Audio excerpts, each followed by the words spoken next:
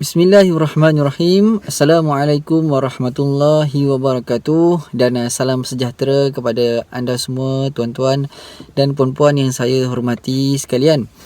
Salam bersiaran di laman Sumber Inspirasi. Jadi tanpa kita buang masa, insya-Allah tuan-tuan dan sekalian, pada video kali ini saya nak kongsikan beberapa tips atau pandangan berkenaan tentang bagaimana untuk kita hilangkan buang rasa galau, rasa kerisauan, rasa gelisah, rasa kecemasan yang mungkin melanda di kalangan kita, tuan-tuan dan sekalian. Jadi perkongsian ini sekali lagi saya ingatkan bahawa perkongsian ini adalah secara personal diri saya sendiri.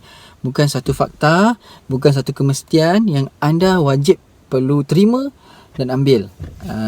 Jadi sekali lagi saya ulang, ini adalah perkongsian secara pandangan saya secara personal berkenaan tentang tips ini. Jadi tuan-tuan sekalian, bila kita rasa risau, bila kita rasa gelisah, bila kita rasa cemas, tuan-tuan sekalian, tentunya ada sesuatu yang berlaku dalam batin kita. Jadi batin dia datang tu, mungkin dia teringat terhadap sesuatu yang menyebabkan kita rasa risau, rasa gelisah, yang mungkin boleh jadi dia datang dalam bentuk sama ada imajinasi, kita terbayangkan sesuatu, ataupun kita dia dalam bentuk audio, maksudnya suara, ataupun dia boleh jadi dalam bentuk rasa atau apa saja. Maknanya dia datang menyebabkan kita rasa gelisah. Dia datang mungkin kita terbayangkan satu accident, asyik berulang-ulang bermain dalam minda kita, ataupun dia terbayang suatu macam kematian, teringat kematian itu atau apa saja yang mana bila muncul perkara tersebut yang menyebabkan kita rasa macam down, kita rasa gelisah dan sebagainya. Dia sangat luas, sangat luas, bergantung kepada individu tu sendiri macam mana dia punya peristiwa ataupun. Tapi apa yang saya nak beritahu adalah, bila berlaku sesuatu itu, maksudnya apa yang saya nak beritahu adalah ada something yang belum kita selesaikan ataupun belum terselesai, yang menyebabkan dia keep ulang-ulang tanpa kita inginkan. Maksudnya bila muncul peristiwa-peristiwa tersebut, kita nak ke maknanya kita nak tak benda tu berlaku, tak nak kan, tapi dia muncul menyebabkan kita down. Jadi dia muncul lagi menyebabkan kita down. Apa sajalah, yang penting dia bila dia muncul menyebabkan kita rasa mood kita low lah. Jadi tuan-tuan sekalian, apa yang kita boleh lakukan adalah dia bergantung kepada kepercayaan anda. Mungkin ada yang mendengar ini yang non-Muslim, bergantung kepada kepercayaan anda. Tapi apa yang saya ingin kongsikan adalah kita tahu ada dua, hablum minallah, hablum minannas. Jadi kita perlu cek kedua-dua ini, hubungan dengan Allah, hubungan dengan pencipta kita, dan hubungan dengan manusia. Ada something tak yang belum terselesaikan? Okay, hablum minannas, mungkin dalam topik ni mungkin saya akan bincangkan lain lah, video lain. Tapi untuk hablum minallah, tuan-tuan sekalian, bila ada something yang berlaku dalam kehidupan kita, sebagai makhluk, adakah kita, maksudnya kita berhak nak kata kita berhak tak nak komplain? Contohnya orang yang kita sayangi terima penyakit yang bawa kepada kematian, ataupun sesuatu aksiden yang berlaku kepada orang yang kita sayang yang menyebabkan kematian. Adakah kita sebagai makhluk, kita layak untuk cakap jangan, tak boleh? Kita layak tak? Rasa kita layak tak? Tentu tidak kan. Jadi apa saja yang berlaku di luar kita ni, tentunya bukan atas, orang kata apa, atas kawalan kita sepenuhnya. Kita boleh cuba yang terbaik, tapi dia bukan atas kawalan kita sepenuhnya.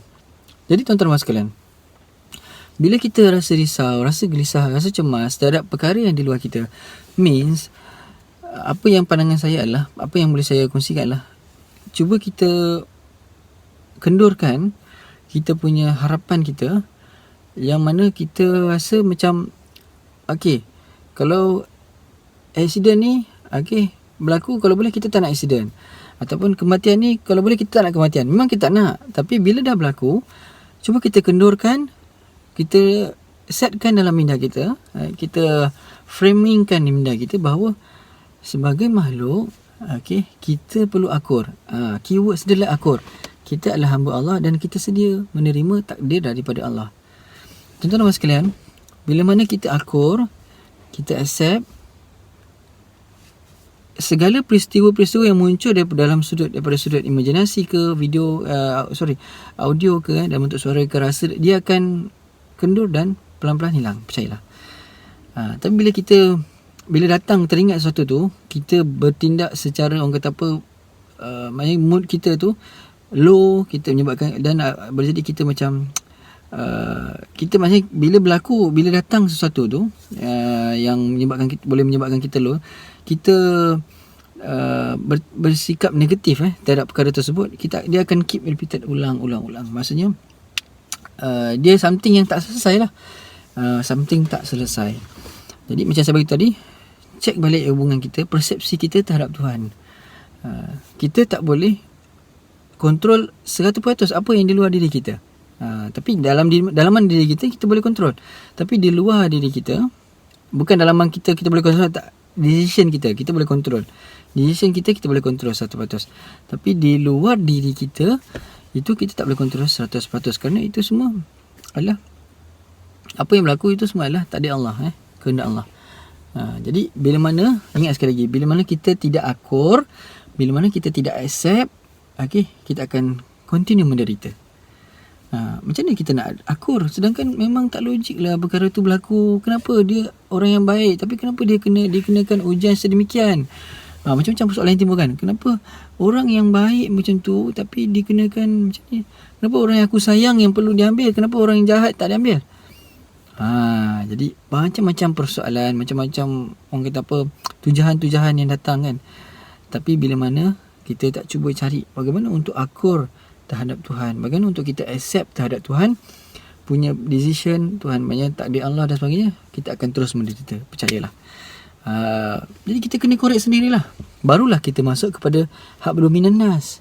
Mungkin perasaan akur tu sukar untuk ada, perasaan accept tu sukar untuk ada, perasaan redha tu sukar untuk ada, kerana mungkin hak dominan nas, kita ada something yang kita tak jaga hubungan dengan manusia. Mungkin dia, sebab tu dia sangat luas, tuan-tuan dan sekalian, bergantung kepada pengalaman anda. Diri anda adalah anda yang sendiri lalui, bukan orang lain. Hatta sepasang kembar pun, mereka ada rasa mereka sendiri, mereka ada cerita mereka sendiri, bukan sama. Mereka ada pengalaman mereka sendiri, tidak sama. Malah karakter pun berbeza, kembar. Jadi tuan-tuan dan sekalian, mungkin saya boleh summarize sedikit perkongsian untuk video kali ini berkenaan tentang tips untuk mengatasi rasa galau ini. Mari kita cek balik hubungan kita dengan pencipta kita. Adakah kita sudah meletakkan jiwa kita ni betul-betul di jiwa hamba, yang mana apa yang decision oleh pencipta kita itu, adakah kita sudah boleh akur dan accept? Jika kita tidak cuba untuk belajar akur dan accept, maka kita akan sentiasa keep low vibration. Bila kita low vibration, maka segala yang kita tak nak tu akan sentiasa repeat. Jadi sekian saja daripada saya, insya-Allah. Terima kasih kerana sudi menonton. Jika anda rasa video ini bermanfaat, sila kongsikan.